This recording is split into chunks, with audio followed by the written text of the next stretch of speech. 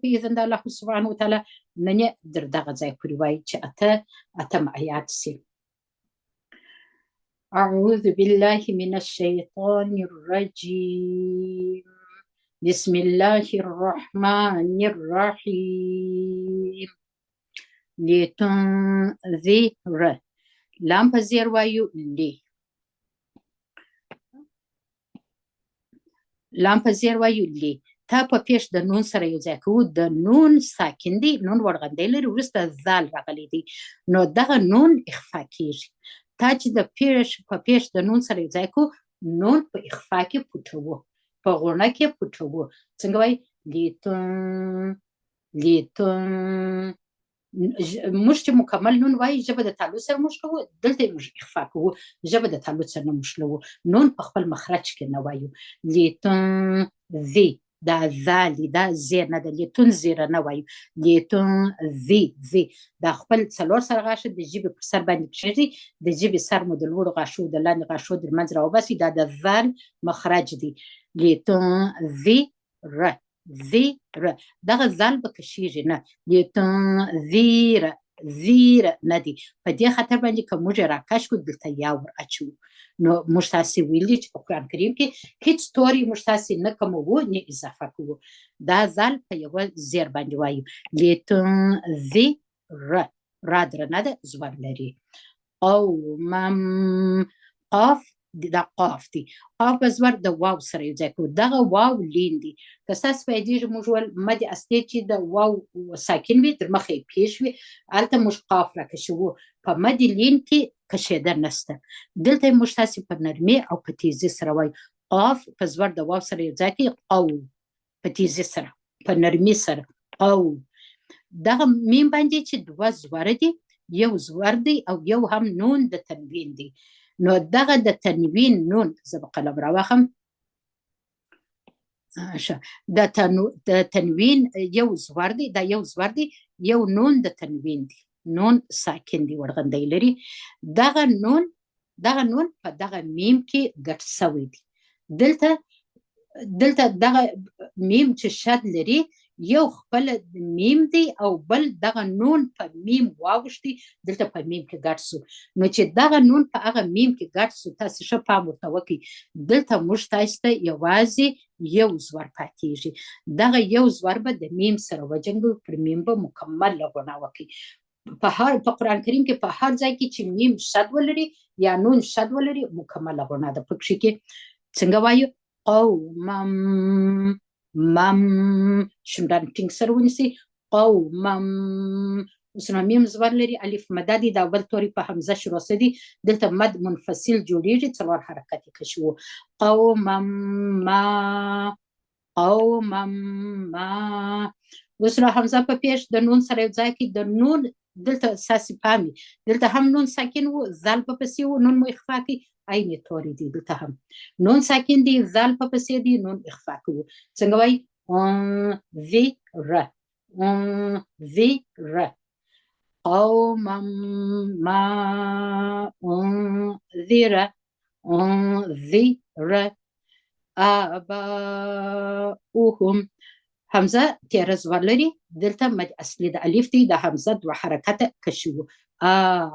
فقط خوله پر خلاصه کوي د یو حرکت دی دوه حرکت دی دغه حمزه دوه حرکت کشو پر با باندې زور دی الف مده دی او په دغه توري کې حمزه راغلی دی دغه واو چوکۍ ده د حمزه که هر وخت پر حمزه باندې مثال پیش و دغه واو چوکۍ کوي اوس نو په دغه ځای کې حمزه په پیش وایو نو دا ټوله په یو توري دی په یو لغات یوه کلمه ده که چیرې مد د متوري او حمزه په یوه کلمه کې راسي یا په یوه لغات کې راسي مد متصل واجب جوړیږي واجب دا معنا لري چې واجباً به تاسې 15 حرکته کشوي څلور حرکت هم راغلی دی او 15 حرکت هم راغلی هر څومره چې تاسې کشوي چې تاسې خپل اندازه ورته ولري د څلور څه د 15 حرکت کشو څنګه وایو اوهم دغه واو نه ویل کېږي تاسې فهمي دا د حمزه چوکۍ ده حمزه په پیش وایو کشوي نه او ها په پیش د میم سره یو ځای کوو میم په خپل مخرج کې وایو او غونه کوي نه او کشوي نه. هم ها میم پیش هم فقط دا دوه شونډه سره ځای کوي. بیا یې وایي د دې ځای څخه لتنذر قوما ما انذر آباؤهم فهم فا په زور وایي دا په پی نه وایي. فهم ها په پیش د میم سره یو ځای کوو او میم اظهار کوو شونډه سره موشلوو غونه یې نه بیایو. فهم غافلون غاین باندې تیره زور دی دوه حرکته کشیږي غا او غین د درنو تورو څخه دی. موږ تاسو ویل چې درنو توري کې خوله یو څه سره ټولوو او د ژبې اخره نرم تالو ته پورته کوو. غا فی دا فا ده غافلون لام په پیش دی واو مده دی. دغه دلته چې موږ تاسې درېږو نون ته موږ تاسې وویله چې موږ تاسې عارضي ورغندۍ ورکوو د درېدو د وقف په خاطر باندې. نو دلته دا داسې وایي غافلون. دلته مو مد عارض لسکون جوړ کړي. دغه نوم زده کړئ چې تاسې هر وخت دا توري ساکن کړئ. مد لام راکشوي دا مد اصلي راکشوي 4 حرکته. غافلون د نون مخرج به ټینګ کړئ. لقد لام په زور وایي. قاف دروندي د دال سره یو ځای کوو. دال د قلقلیه توري دي پر دال باندې د دال اواز باید قلقله وکړي. لقد د دال لقد که موږ وایي دا د تی اواز دی. په تا کې همز دی په دال کې قلقله ده. لقد حقا ح په زور د قاف سره یو ځای کوو. حام د ستوني د تورو څخه ده او قاف د درنو تورو څخه دي. ح په زور د قاف سره یو ځای کوو. قاف بیا په زور د لام قمري سره یو ځای کوو. همزه الوصل نه ویل کېږي. حقا حق دا قاف دوه وره ده کو یو حق وایو بیا قل وایو. حقا قو قاف باندې زور دی واو لین دی. قو په نرمي سره په تیزی وایو. قو لو لام په یو حرکت. بیا د دې ځای څه وایي. لقد حق القول لقد حق القول دغه مد کشیږي نه. قولو عین دی دا د حمزه په اواز نه وایي نه وایو. د عین مخرج ته راسي. دا زموږ تاسې د ستوني په د غاړې د ستوني څخه چې راکښته سي دا د غاړې سره دا د ځینې سره چې ګوتې تیر کړي دغه پر غاړه باندې برابر سي په دغه ځای کې عین ادا کېږي. عین او ح ادا کېږي. د ستوني د تورو څخه دی عین د همزه په اواز نه وایو. عین په یوه زور وایي. لام باندې که تاسو ګورئ تیره زور دی. د تیره زور پر سر باندې مد دی. دغه مد چې تاسو وینئ تاسو به خامخا وایست چې د دې په سې باندې مد اصلي دی. د مد اصلي په سې خامخا همزه دی. اوس نو که موږ وګورو دغه ما تاسو ویلي چې دغه یا چې ټکي نه لري د الف مقصوره معنا لنډ الف ساسې جوړته فهمي. عین په زور وایي. دغه لام 4 حرکته کشو دې ته مد منفصل وایي. منفصل معنا څه شي که تاسو وګورئ علا دلته دی او اکثرهم دغه همزه په بل تور کې دي. دا په یو لغات کې دي دا په بل لغات کې دي یا دا په یو کلمه کې دي دا په بل کلمه کې. کلمه په عربي لکه موږ تاسو وایي لغات دي یا یو توري دي. دغه علا یو توري دي اکثرهم دا بل توري دي. نو دلته په منځ کې فاصله د جلاوالي دي. په دا خاطر باندې زموږ خلک ویل دا کوچنی مد دی لږ کشیږي. تاسې کولی شئ چې 2 حرکت هم کش کړئ 3 هم کش کړئ 4 هم کش کړئ مګر دا خپل ځان ته اندازه ونیسئ. داسې نه چې یو ځای 2 حرکت کشوي یو ځای بیا 3 کشوي یو ځای بیا 4 کشوي. ښه خپل ځان ته اندازه ونیسئ. زه خپله که تاسو وګورئ 4 حرکت کشوم. علا اک همزه په زور د کاف سره ځای کوو. کاف باندې همز کېږي. په غټ قاف باندې قلقله کېږي مګر پر دغه چې موږ تاسې کوچنی کاف بولو دا د همز توري دی. همز دا معنا لري که تاسو خپلې خولې ته لاس ونیسئ دغه زما سره اک وست د تیره سامو د دغه ورغوي څخه موږ دی. اک تاسې وایست خپل تاسو ته معلومیږي. نو دغه دا معنا لري چې دا سا جریان لري. هوا چې د خولې څخه راوځي دغه جریان لري بندیږي نه په دغه کاف باندې. بیا وایو کاف د همزه توري دی. اک ث په زور وایو ث د ث مخرج هم داسې دی چې خپل څلور غاښه به د ژبې پر سر باندې کښېږدي او ژبه به مو د لوړو غاښو او لاندې غاښو ترمنځ کوي. اکثري را به کشوي نه را باریکه ده. هم ها به په میم سره یو ځای کوي اکثریهم. فهم فهم فا په زور وایست ها په پیش د میم سره یو ځای کوي میم اظهار کوي فهم فهم غونې ته به نه ځي اوږدې ژبه نه ازنګه به نه ورکوي. لا یؤمنون لام باندې زور دی الف مدادي دوه حرکت کشکی یا پیش لري واو بیا چوکۍ ده همزه سره یو ځای کوو یو همزه یوازینی توری دی چې جټکه لري په دا ټوله د الف با په توري کې یوازینی توری همزه دی چې هغه ورغندۍ ولري بل توری په یو حرکت ورسره یو ځای کوي همزه جټکه لري. څنګه وایو دا جټکه دا شی ده لکه موږ تاسو سګلي کو د سګلي اواز لا يؤمنون أكثرهم فهم لا يؤمنون مخرج به د نون ټینګ کی میم باندې زیر دی نون باندې پیش دی واو مدادي دا مدي اصلي را کشو د څلور حرکت نون ته ارزي ورغندۍ ورکو لکه دلته چې مو ویله په دغه ځای کې مشتاسي مد عارق د سکون جوړو دا به نون مخرج ورسره ټینګ کی دا به څلور حرکت کاش کی لا یؤمنون ان همزه په زیر د نون سره یو ځای کې نون باندې زور دی الف مدادي دوه حرکت کاش کی دوه کار کوي یو خو د نون غوڼه مکمل کوي دوه حرکت بل مد اصلي جوړوي ان یو کار مو کوي اوس بل دی نا ان د شد په توري کې چې قانون وی کمیمي د ورغندې پر توري باندې غوڼه کیږي دا حرکت پر توري غوڼه نه کیږي ان غوڼه مو کړه بیا وایو نا جعلنا دغه عین په همزه نه جعل ندی جیم په زور وایي جعین په زور د لام سره یو ځای کوو لام باندې اظهار دی معنا په خپل مخرج کې وایو ډېر نه ټینګو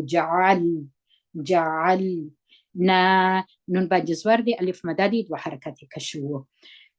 فا باندې زیر دی دغه یا که تاسو وګورئ دلته ورغندۍ لري دا الف مقصوره نه دی په دې خاطر باندې که هر وخت د یا در مخه زیر رالی یا ورغندۍ د لوري دلته مد اصلي دی فی بیا د ورغندې پر سر بیا دا کوچنی مد راغلی دی دا به موږ وایو چې په بل توري په همزه شروع کیږي په دا لوړ تاسو وګورئ دلته موږ ویل چې په یو توري کې همزه راغلی وي مد متصل واجب جوړیږي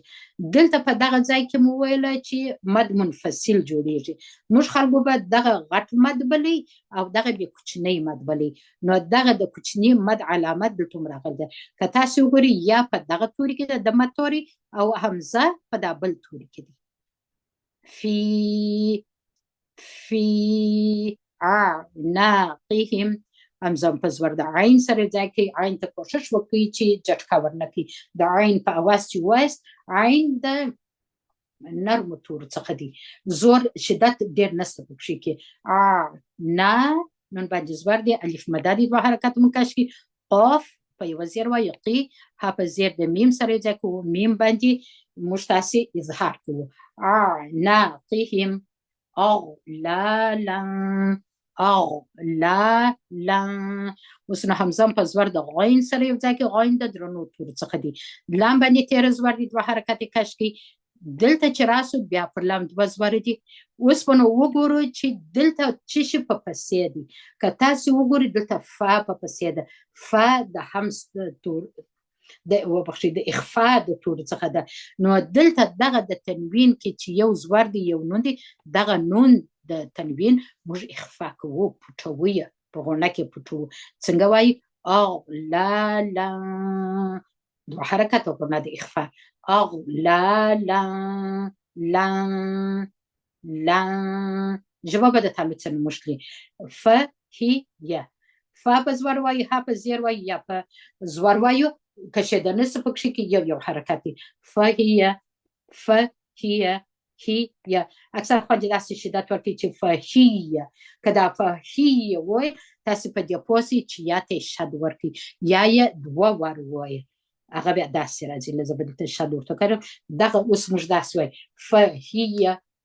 فهیه یا مو دوه ور وویل ولې وایو موږ وایو دا شد لري مګر که شد نه و موږ تاسې به کوشش نه کوو چې د ځان شد ورکړو دا به ایسته کړو دا به جلا جلا وایي فهیه فهیه همزه په زیر وایي ای لام په زور د لام قمري سره یو ځای کوي لل ای لل دغه همزه الوصل نه وایو د لام په منځ کې چې دغه اکثر وخت دا الف مده وي مګر دلته حرکت لري دا همزه زور لري ایلل از همزه په زور د ذال سره یو ځای کوي ذال د الجهر تورو څخه دی اواز یې په زور دی از نه وایي د زی په اواز یې نه وایي از قاف لنډ زور دی الف مده دی نون په زیر وایو ایلل از قانی ایلل از قانی فهم فا په زور وایو ها په پیش د میم د مشدد سره یو ځای کوو دلته دې ته ادغام مثلین وایي یا ادغام د میم ساکن وایي که په حقیقت کې دغه میم چې تاسو وینئ چې ورغندی لري دا توری دغسې دی دا بل توری بې له شد څخه پیش لري نو اوس د عربي دا قانون دی که یو توری ورغندی ولري بل حرکت ولري دا دواړه سره یو ځای کې شد ورکړي نو دلته موږ تاسې په حقیقت کې تاسې ښه توجه ورته وکړئ دغه میم موږ تاسې نه وایو دا میم په دغه د مشدد میم کې د شد په میم کې ګډ سوی دی مدغم سوی دی ها به راسن تاسې دغه ها به راسن راولي د میم مشدد سره به یو ځای کوي څنګه وایي فهم مکمله غونه مو وکړه اوس نو میم په پیش د قاف سره یو ځای کوي پر قاف باندې قلقله وکړي مق که موږ دغه قاف په کوچني کاف ووایو موږ داسې مک همس دی نه همس نه ورکو دا قاف دی دا قلقله لري د هر یوه صفت جلا دی مق الله سبحانه تعالی جوړ کړي زما د قلقلې اواز تاسو ته درځي مقمحون میم په پیش د قاف سره یو ځای کوي پر قاف مو قلقله وکړه میم په زور وایي ح باندې پیش دی واو مده دی دا به دوه حرکت راکش کړي نون ته به عرضي ورغندی ورکړي ستاسې پام دلته څو واره درته تشریح کوي نون ته عرضي ورغندی ورکوو دلته مد عارض لسکون جوړوو دغه ح راکش وو څلور حرکته مقمحون نون مخرج به خامخا ټینګوي دا زموږ تاسې د نن ورځې سبق و الحمدلله دا تجوید و اوس نو تاسې چې په یادوئ ما تاسو ته ویله چې هر آیات چې ستاسې ته مشکل چې نه مو په یادېږي هغه آیات به تاسې څو واره تکراروئ زه به اوس درته نښاني کوم چې د کوم ځای څخه موږ سبق واخیستی دا 15 آیاته موږ تېره هفته کې ولې وه دا هفته کې موږ تاسې 3 آیاتونه انشاءالله تعالی واخیسته دا زموږ تاسې د نن ورځې سبق و اوس بیا زه یو دوه ور درته وایم بیا دوه ور فقاري درته پلی کړم انشاءالله تعالی ډېر کوشش پر وکړئ اوس زه یم که زه وایم چې زه دغه آیات سم وایم یو وارې داسې پیدام اعوذ بالله من الشیطان الرجیم بسم الله الرحمن الرحیم لتنذر قوما ما انذر دا دوه توري چې ما وویله زه یو وارې دا په یادوم دا یو شل واره وایم بیا راځم و دغه ځای ته آباؤهم همزه بیا نه راکشوي آباؤهم میم مخرج به ټینګ کړي هم فهم غافلون اوس مثال دا آیات زه په دې پوه شوم چې ما مکمل په یاد کړي دا آیات زه بیا یو شل واره بیا د ځان سره وایم لتنذر قوما ما انذر آباؤهم فهم غافلون دا آیات په یاد شو انشاءالله تعالی راځو دا بل آیات لقد اول بیا تجوید ته ډېر پام وکړئ وروسته بیا په یادېدو شروع وکړئ انشاءالله تعالی چې ما درته ویلي چې دلته قلقله ده أغبت ستاسي بيادي لقد حق القول على أكثرهم أكثرهم ده غرابك الشيجنا ريهم فهم لا يؤمنون أغا آيات مثال مادر مخدر تولا وسنا زاتشي دغ بل آيات ما بياتكي بيرتي تيروم بيا داستيروم دخبل زان سرا يا زان ريكورد كوم بتليفون كي يا بل شات تيروما داسكم لتنذر قوما ما أنذر آباؤهم فهم غافلون لقد حق القول على أكثرهم فهم لا يؤمنون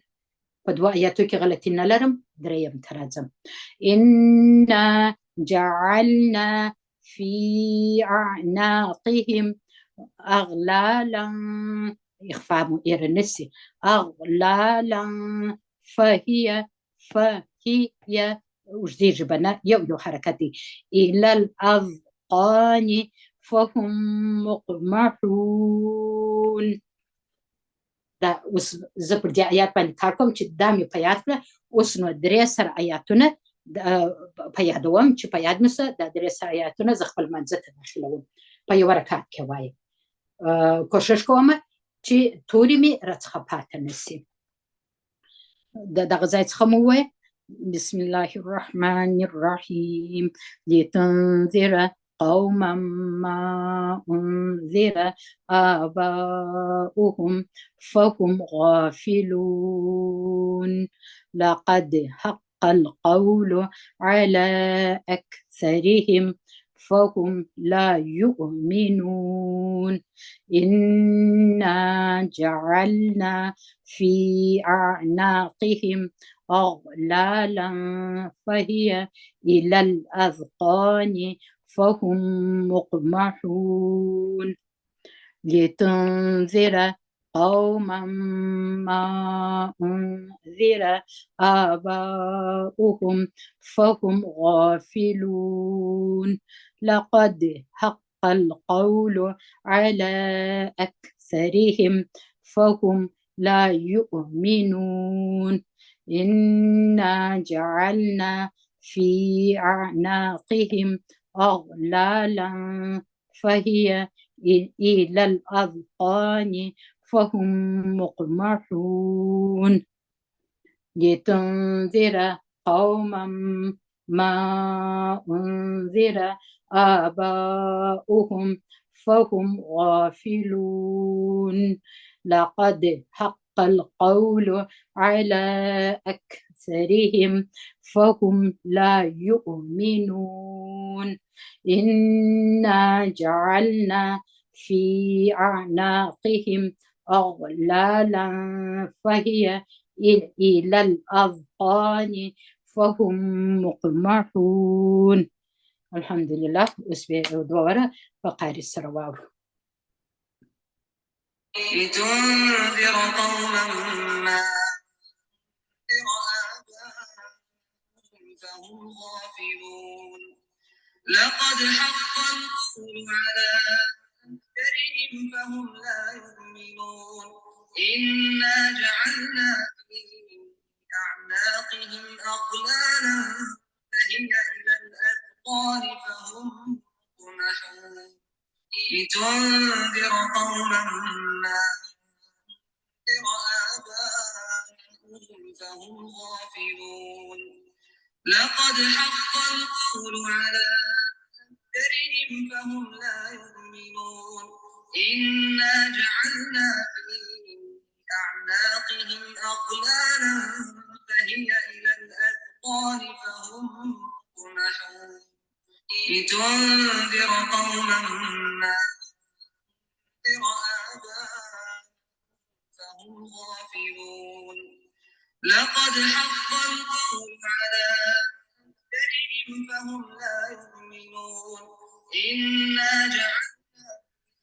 في أعناقهم أغلالا فهي إلى الأذقان فهم مقمحون لتنذر قوما ما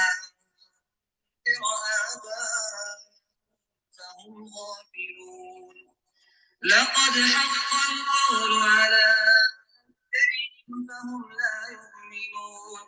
إنا جعلنا في أعناقهم أغلالا فهي إلى الأذقان فهم مقمحون